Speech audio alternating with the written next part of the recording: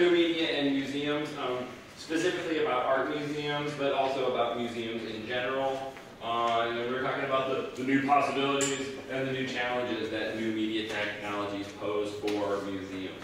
So, new media and museums. What are museums? When we think about a museum, how do you recognize a museum? What's a museum? Well, they say museum. They say the museum. But besides the sign on the museum, how do you know a museum when you see it? What do museums have? Stuff. They got stuff. Yeah, stuff. Objects, something. They generally have something physical, right? Where is the stuff? Inside. Sometimes outside. Sometimes outside, but so there's a space. It's usually a physical space that's like a building. Sometimes it's outside. Sometimes it's a virtual museum. It's virtual space. But the idea is it's a space with stuff. And what do museums do? Or what do you do at a museum? You get bored. No, besides that. Learn. Yeah, you learn, right? You learn in a museum. You learn from the objects, right? So the museums are a space, there's objects, and you go there to learn something about the objects, or maybe the objects are examples of some. You're going to learn something that has to do with physical things in the space, right? What? This is maybe a totally vague question. What do museums need? They need love, like us all. But besides love, what do museums need? What sort of love? Yes. Funding.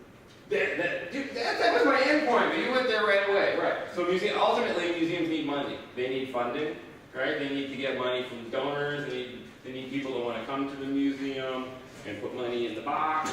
We're a university museum. We need the university. We need to say, hey, it's valuable to have this museum. Let's keep funding it, right? So ultimately, it comes down to like resources and funding. Yeah. So how do museums get that? What do they have to do in order to get that? Create like a proposal for a project or something they want to do. Right. So like, there's very specific things like, we want to do a show about such and such. It's important. Give us money to support it, right? And so when we do something like that, we're basically arguing that what we're doing is like relevant in a way, right? So museums have to have relevance in order to get their funding. Right, so ultimately, like the sort of first step is like what museums want is they want people to come, they want people to see what they're doing is relevant, they want people to see it as important, right? And that leads to a viable institution that's going to keep going, that's going to persist, that's going to keep doing what it's doing. Right? So museums are spaces, they have objects, people learn with the objects, and they need to keep people engaged in order to be relevant, in order to keep doing what they're doing. Okay, so that's the museum part. We're also talking about media. So you guys probably have been buried in definitions of media. God, I don't want to define media again. So media is like stuff about stuff, right?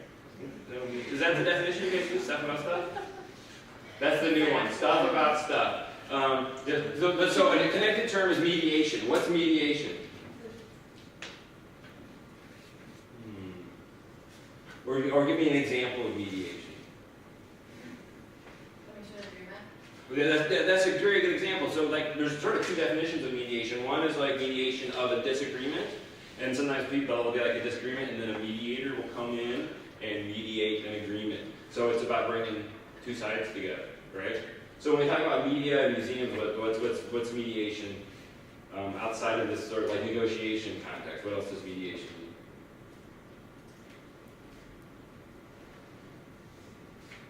It's also this bridging thing, right? It's about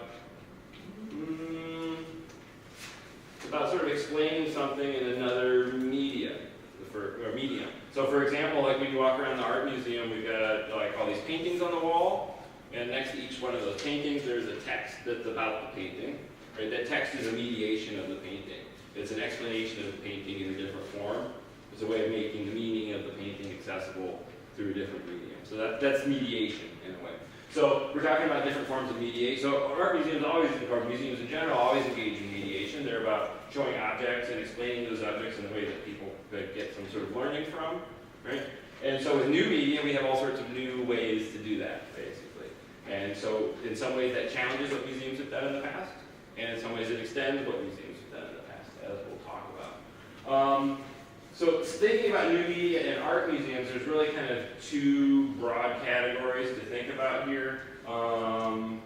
The first one I have sort of bracketed off up to the left here, which is left for our discussion. But those are examples of new media arts. And like, for example, out in the apps out here, the art piece where you stand out there and somebody's sitting in the corner writing about you, that's a form of new media arts. And really new media in the arts refers to anything that involves video, sound, internet, anything that's sort of new technologies that are used to produce art, those get classified as new media arts. And the museum has a whole series of those going on right now. They're usually really interesting. What we're more interested in is what's pictured over here on the lower right part, which is forms of new media engagement with the public. And that takes on basically two forms. So there's tools for learning. So like this is a good example of a new media tool for learning. So this is a painting in an art gallery. This is a pad application that allows you to hold it up to the painting, and it knows, hey, you're looking at this painting, and here's this cool information about that painting. So it actually looks like there's some details or maybe some botanical information. It's not from our museum, but that's an example of a new media tool for learning about the object, right? And then the other thing that museums use new media for is they use social media to increase social engagement, public interaction with their collection. And the Love Art More project, which many of you, but not all, but many of you did for an assignment, is an example of a museum using sort of social media, although it's like totally antiquated because it's all web-based, but like the idea of social media in order to increase the participation of the public with the collection and the participation of the public with the arts and that sort of thing. So who did the Love Art? Who didn't do the Love Art More assignment? You'll have to come back later to lose a finger. No, not really. So the Love Art More assignment, who did the Love Art More assignment? Everybody else did. And it was fun. Yay! Yeah. So I got some questions about the Love Art More assignment. I want you to talk about them amongst yourselves at the tables for like 2 minutes. What was your initial, and if you didn't do it, talk to someone who did. And be envious of the fun they had. What was your initial response to the assignment? What was your experience of Love Art More? And probably, this kind of go together. How did your awareness perception of the art museum change because of the assignment? Or did it change? Of art museums in general. And then these are broader questions. So talk about the first three amongst yourselves for a few minutes. What was your experience with the Love Art More assignment? Thank you for volunteering. I thought it was really cool, but I don't think I would have ever known about it unless it was an assignment. That's a problem, right? Yeah. So what was cool about it? Just like being able to kind of engage with art even though I'm not necessarily professional. Cool. Yeah, that's kind of the idea. Yeah. Anyone else want to build on that? Who else? No one? Yes. I didn't know. And how would you like to build? Thank you for volunteering. How would you like to build on her initial comments? Well, right when I clicked on it, I was like, I can't draw, so I don't know what I'm going to do. So what did you do? I wrote a haiku. Cool.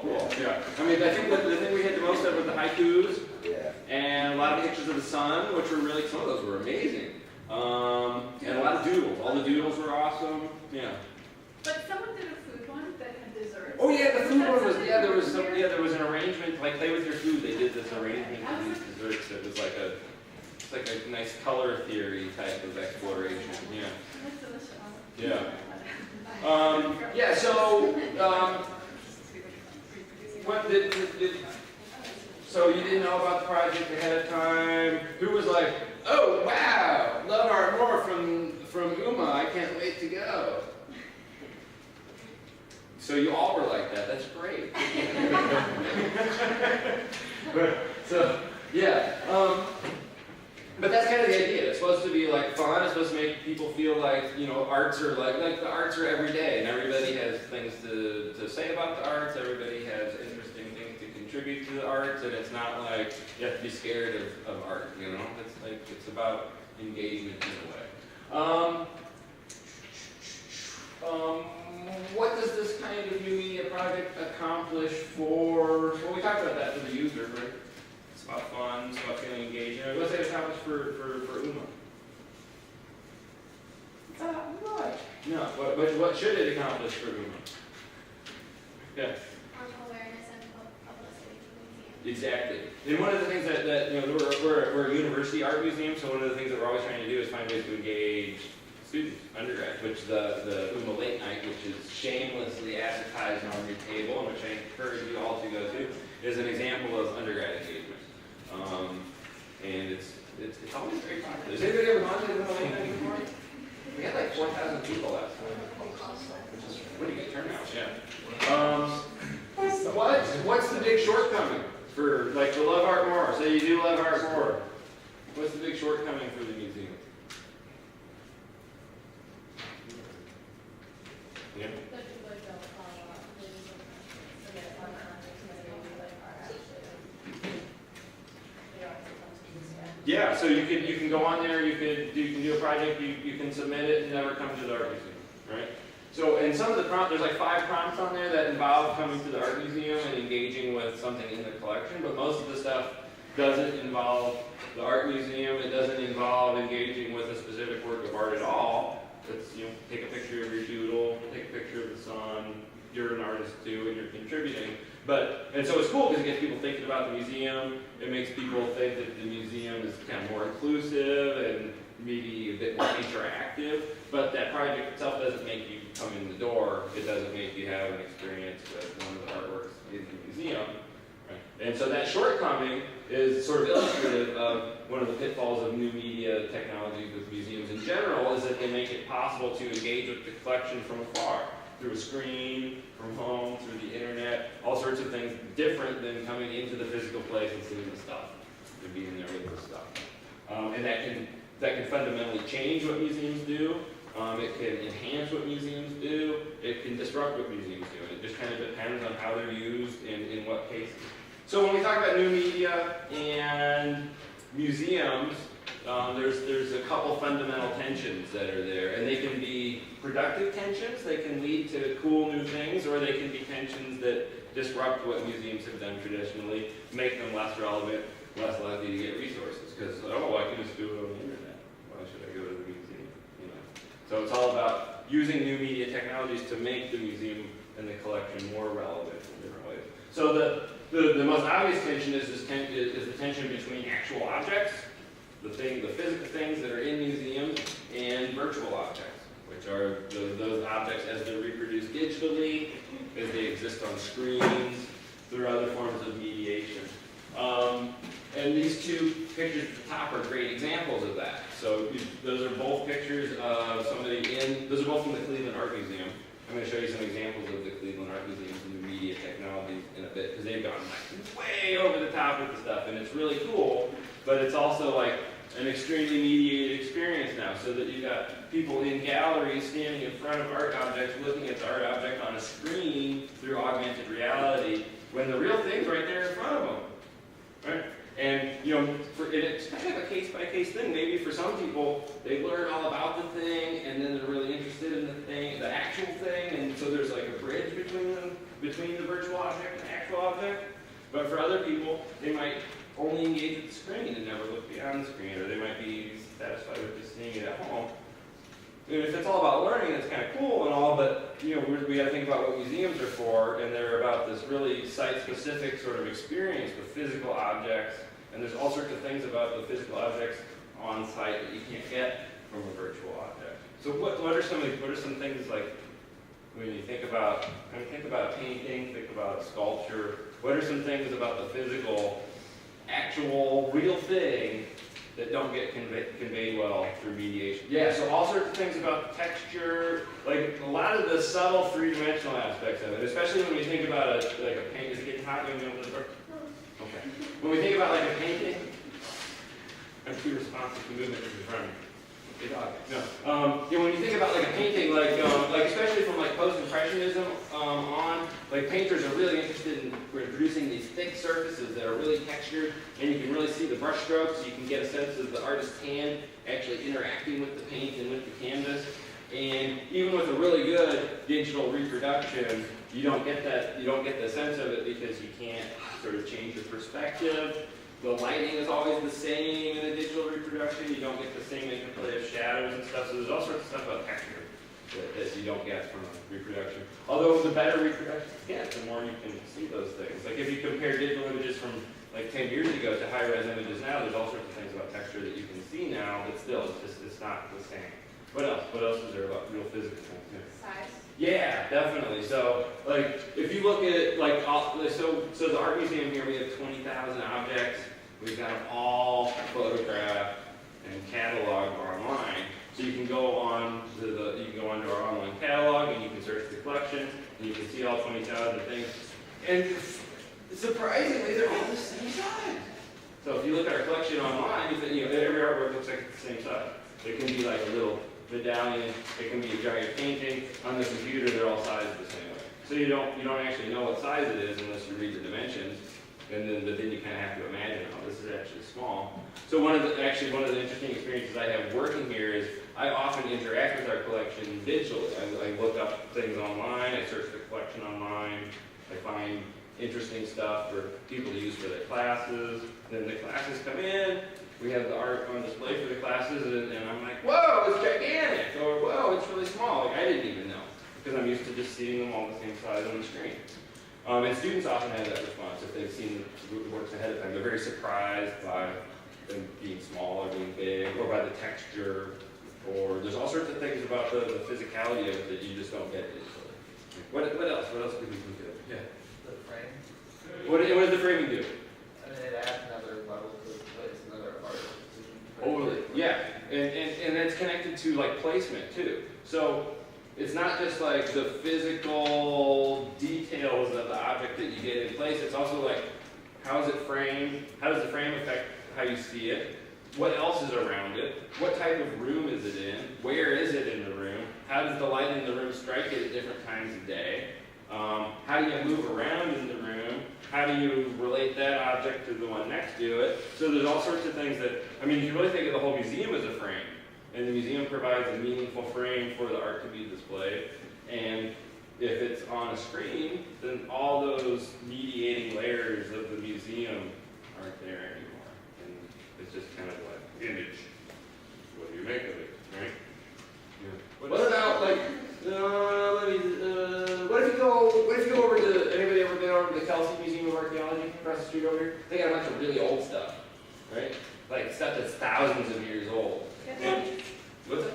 Mummies. No, they have mummies. They got mummies, yeah. Don't they have a cat mummy over there? Cat mummy, is that right? So what's the experience like when you're like, here's a statue, it's 6,000 years old. Is there anything about the presence of that's sort of an interesting experience in itself? Yeah, so that's kind of like the physical objects, the real things, they have a sense of authenticity, and it's sort of like an aura of authenticity, an aura of importance, because like something that's very old, it's like this material is really old. There were people a long time ago who like interacted with this material with their hands, and then somehow this object has persisted through time, and it's still right there. It's right in front of me, and I'm looking at it. And so there's this really interesting connection with the past and this strong sort of sense of tangible materiality that physical objects have, that when you see it on a screen, you can be told about it, but it's not like you're not there with it. And that's one of the experiences that museums offer. That it's like you're actually there. You're with things that were touched by the other people. So that's the actual objects and virtual objects. And then the second tension here is between museum mediation and social mediation. So, and that's a question. So let me go to my questions here because it'll make that a little bit more clear. So the question with the object is how are objects experienced? Right? And then the second question, social mediation versus museum mediation, is this question of how do people construct the meaning of an object? And that's about curating. So a lot of what people think of when they think of a museum is that there's curators who work in the museum, right? Because Ryan's just totally making this up. You're like, what are curators? No. So curators are the people who work in museums and are like experts in a specific part of the collection, right? And so they're the ones who, when the museum is putting up an exhibition, they're the ones who select the works to get put on the walls. They're the ones who are in charge of the text that get written about the works. And so curators are the ones who make meaning out of the objects in the museum. They decide how they're arranged, they decide what to tell you about them. So when you come in, you see the objects, you read the text, and some sort of meaning is generated in your head. That's curated. And so traditionally, museums have done that internally, right? We have curators who are experts. They know what you should know. They know what's good to look at, and it's about them sort of conveying that knowledge to you through text, through the various forms of mediation. So new technologies make it possible to open up mediation, meaning making, the construction of meaning in the museum to a much larger audience, and to sort of outsource the construction of meaning through projects that allow people to, like for example, one of the things that UMA wants to do with our new collection database is allow people to search the collection, make a grouping of objects, and then tag that grouping.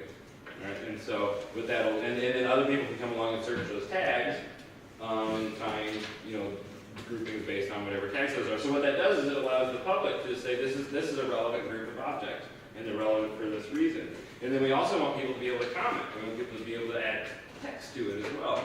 And so what that does is it opens up the whole world of making meaning out of objects to users, to the public. And what that does is it undermines the traditional authority of the museum to decide how meaning is constructed.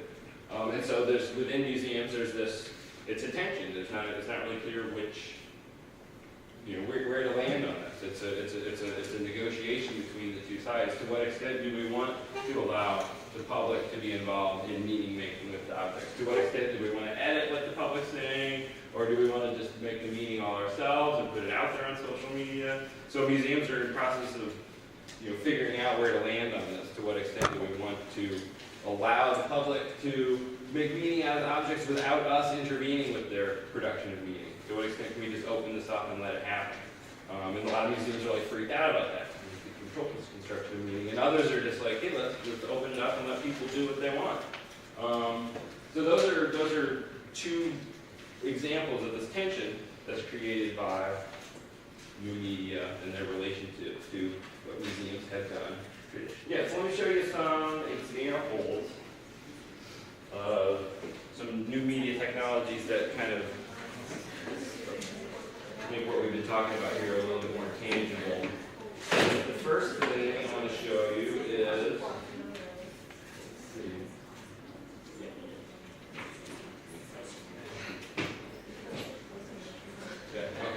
so let me back up here. So the first thing I want to show you is the Google Art. Does anybody know about the Google, I don't even know what it's called, Google Art Project? Does anybody know about the Google Art Project? No? Okay. So one of the things that Google's doing in their efforts to take over the world and control everything, I'm just kidding, is they have this art project where they go around to different museums. They basically just ask museums if they want to be involved in this Google Art Project, and what they do is they send out some photographers, and they do these really nice high-resolution photographs of like highlights from the collection, and then they put them on this website. And so UMA has a presence on here. Where's the mission things are? Two items, no, there's more than that. So this is like some user-generated thing it's showing me. See, I haven't used this very much. Oh, so there's 61 of our artworks that are on there. And it's kind of cool because you can go into one museum's collection, click on an artwork, and then click on compare down here, and it shows you other works in other collections. So it's a way of using new media technology in a way that brings all art museum collections together in one place and allows you to kind of explore between them. But for the most part, and especially when we look at UMA's website, we're dealing with these non-framed, two-dimensional reproductions that make everything kind of look the same size. Like all the shortcomings we talked about with digital reproductions happen here with Something more robust that they have on here that they only have for a few art museums is the museum view. So this is the Metropolitan Museum of Art in New York, and they have a museum view section. So when you click on that, it shows you, over on the left here, we've got a map of the museum, and then this icon is showing where we're actually looking. So that's like if we were standing right there in the museum and looking in that direction, that's what we would see. And you can pan around in here. You can also just click on that map over there on the left and completely change what part of the museum you're looking at. So, oh, I want to look in this room. Oh, that's a blank. Well, I'm looking out the window now. Well, how do I do that? You can zoom in, you can zoom out, you can pan around, right? So, and it's really pretty high resolution. So, in a way, what this does is it overcomes some of those limits of just the flat, like straight picture reproduction, because you can actually see the objects as they are in the space and move around a little bit. But still, it's like not the same as actually being there. But it's an example of new media trying to approximate the gallery experience in some way. And then, so the Cleveland Museum of Art, just, when did they open this? So they have this whole new thing called Gallery 1. Does it see when it opened on there? I think it just opened last year. It's really new.